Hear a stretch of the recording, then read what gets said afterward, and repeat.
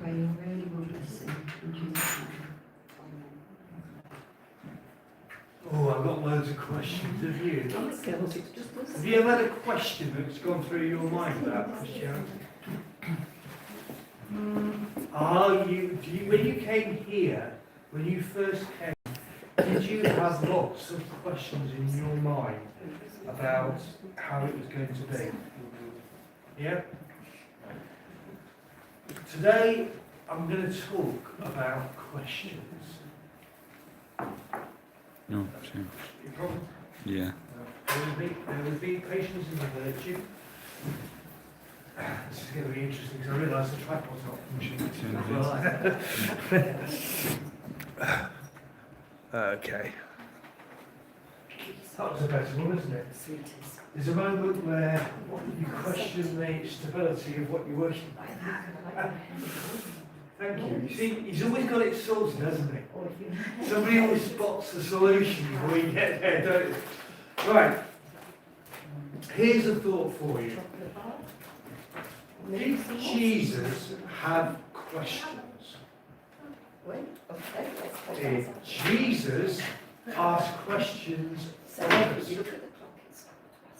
And how many questions, here's those, there's one or two people in this room that have picked up something called the Bible. Yep. Have you picked up a Bible recently? If you have, put your hand up.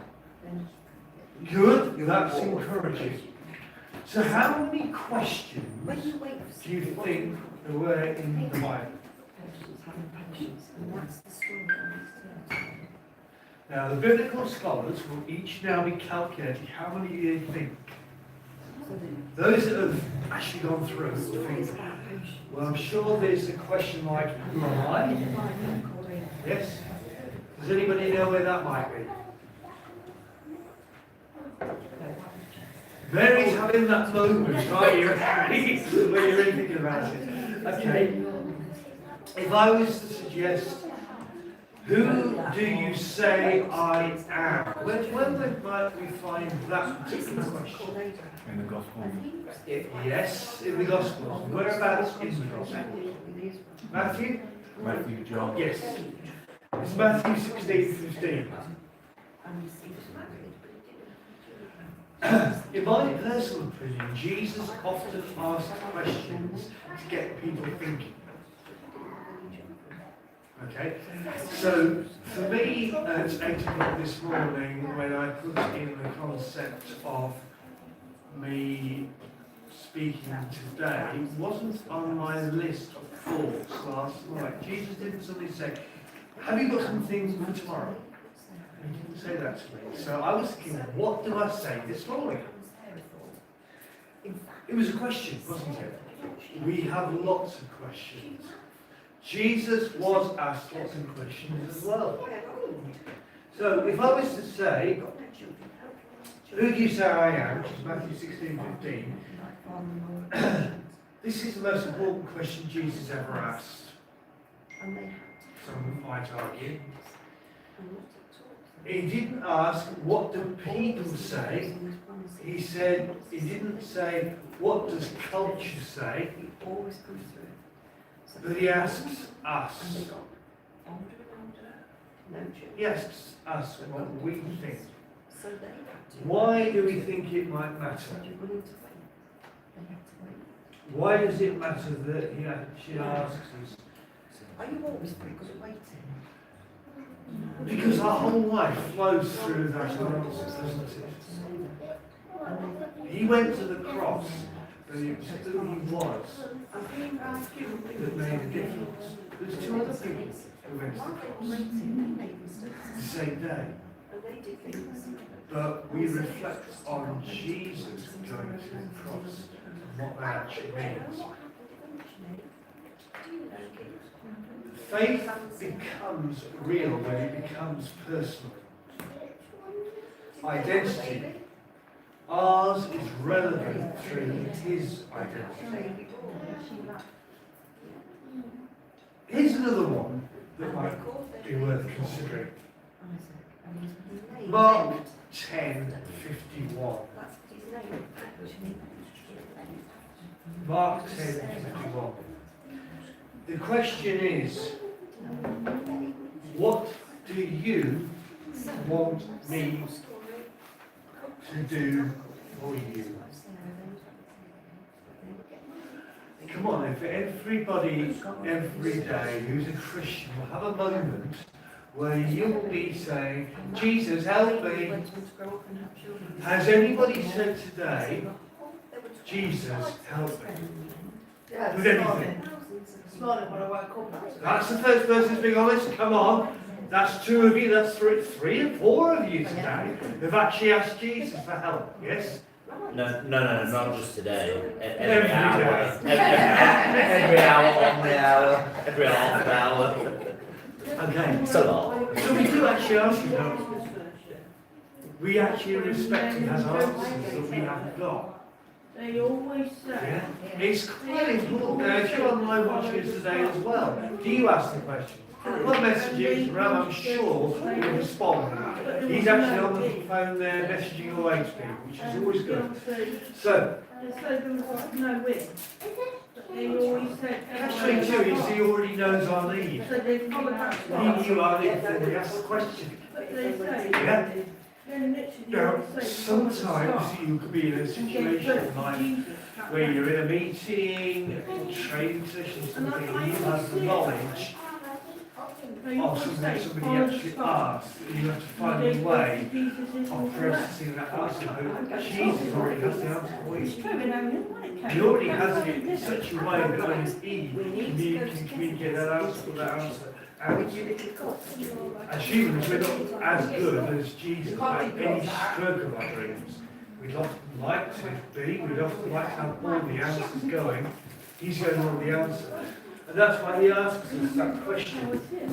So, sometimes we live vague lives because we pray vague prayers. How specific are we with our prayer needs? Do we say, Jesus, could you please provide us with a solution? Can you please show us this route forward? We know you have this issue, this need, and we give thanks for that. We know you to give us a solution. Yeah? It's a massive thing if you think about the opportunity that's there to actually be able to pray and ask a question. Oh, show me the route. I don't know where to go. My sat nav's not that good. Yes? I had a moment, I've got to tell you, about a couple of weeks ago. I suddenly realised that the new road had been built. And I was tempted to go down the new road, and I thought, I don't know, I can't see how far that road goes. Because I'm so used to looking at the sat nav to find the solution, yeah?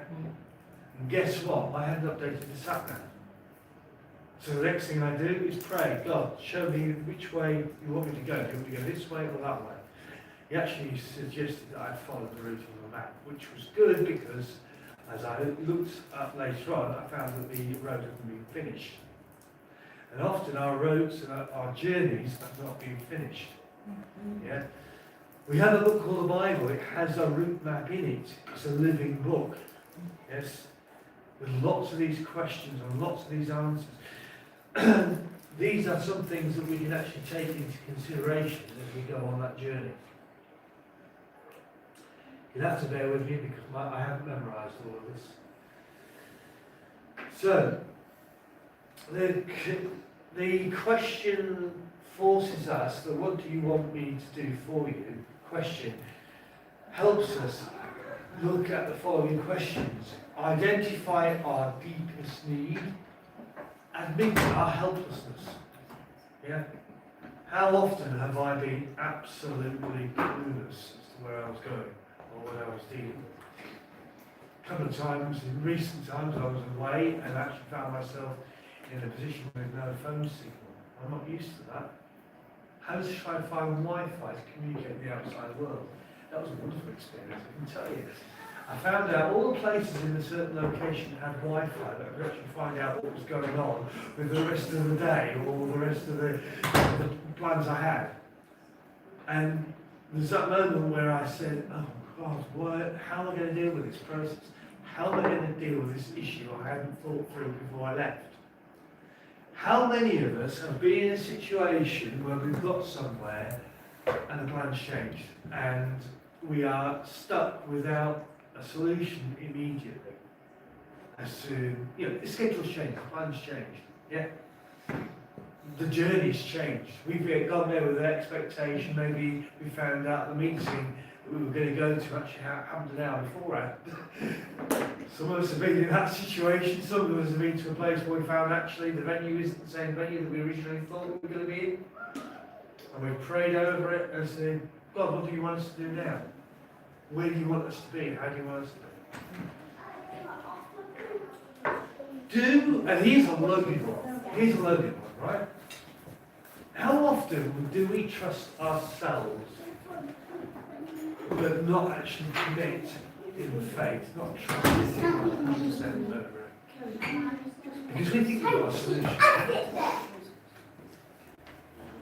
I was talking to Jay on the way down, talking about trust and faith, the regular conversation we've had. And he turned around and he said,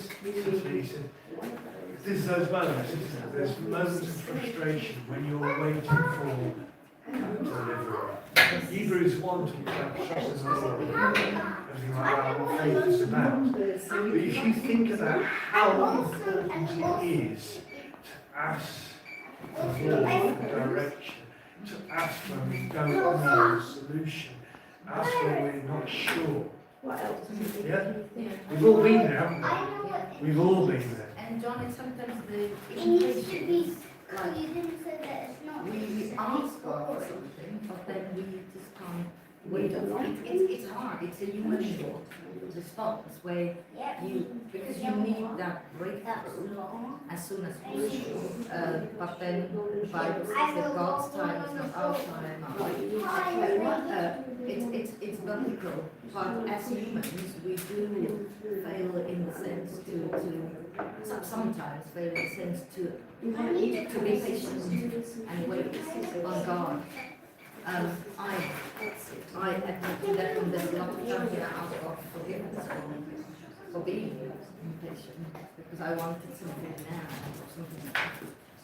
There is that moment where you say, give me patience. Give it to me now.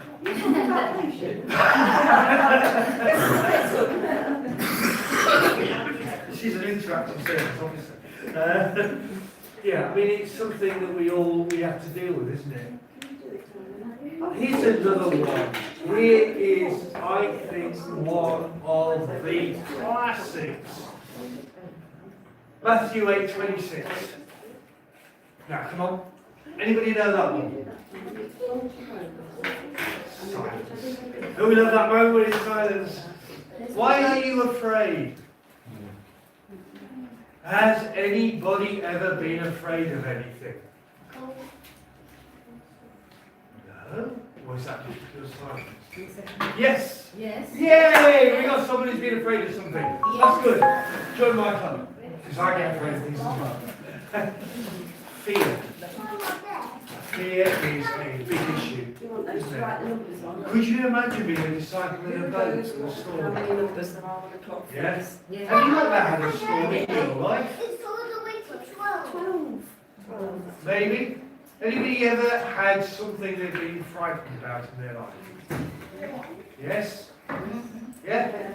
Yeah, I'm glad to see some nodding today. I hope if you are frightened of things in your life today, whether you're online here or present, whatever, that you can be assured that there is a solution for your fears. Why are you afraid? It's a strange question you might ask, because you knew the answer. Jesus knew the answer, didn't he? Yeah? The boat was shaking, the disciples were panicking, and Jesus was on fitful wings. He was asleep.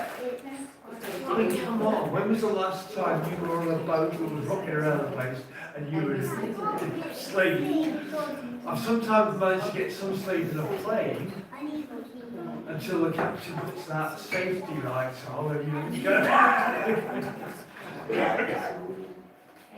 When Jesus is in the boat, fear loses its authority. Here's a question. It doesn't have to be in the boat, does it? It could be maybe you're travelling in the car and you see that moment where on the road where you think, oh my goodness, what did that person do on the road just then? Now, I've been the driver when that moment has come through my head. And Jason's probably thought that when I've been driving. Possibly, you know, we've all been in vehicles or travelling around somewhere where something on the road happens and you go, hey, what's going on here? You know, there's that fear for a moment. I've been in a car driven by someone else going very fast and you think, please slow down. Or maybe there's something that you're not in control of, yes? And there's that moment of fear, a concern. Do we reflect about Jesus in the boat at that particular moment? Probably not, but we have to trust, we have to get over that fear, don't we? Because fear comes from not trusting, which is why he asked the question. Yes? So if we begin to look at the different things like that, we see this question exposes where our faith is thin, where we trust more than God, what we trust more than God. So it could be you trust the pilot on the plane, but you're praying that you have a good journey and there won't be turbulence, but you also have somebody else who's actually at the helm. Yes, and that's always encouraging. Why peace slips through our fingers? So, has anybody today got to communicate? Have they asked Jesus for the solution? Yeah? Have they actually committed the challenge that they're facing in their lives? So, for example, Martin John not feeling very well. Maybe he's praying for healing, yeah? Maybe he's praying over an idea that he's had in the last couple of days that he's been sharing with me. And I think I spent quite a few hours last night tinkering around with the idea based on his thinking. And then I also prayed, you know, is this Lord what you want? And he redirected me this morning, which was fantastic because that comes slightly off where I thought he wanted to go. And then sometimes it's that prayer bit that's the key to taking us through that journey. Okay, so as I come towards the end of my few words today, Jesus asked over 300 questions for one reason. What reason do you think that might be? Okay. To lead people into a deeper truth. Yeah. But the question is still asked, every heart is the same. Who am I to you? Okay. Could you imagine that when he was just put the punch of fire or something or others asked questions? He asked questions back, didn't he?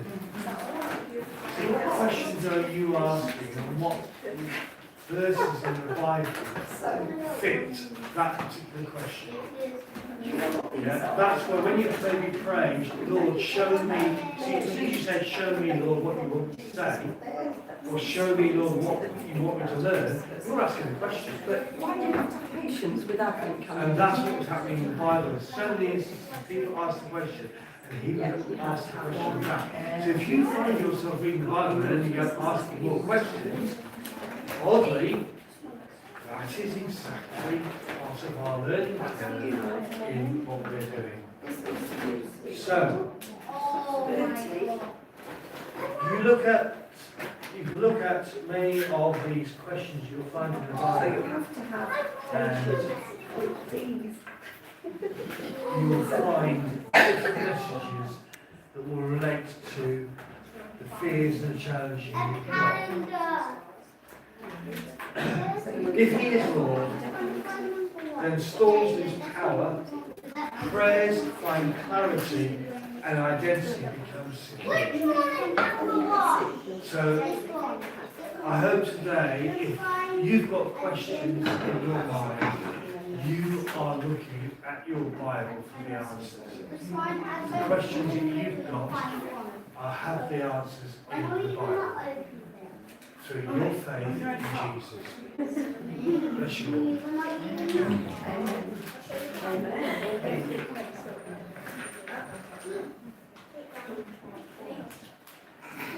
Right, you get this machine going.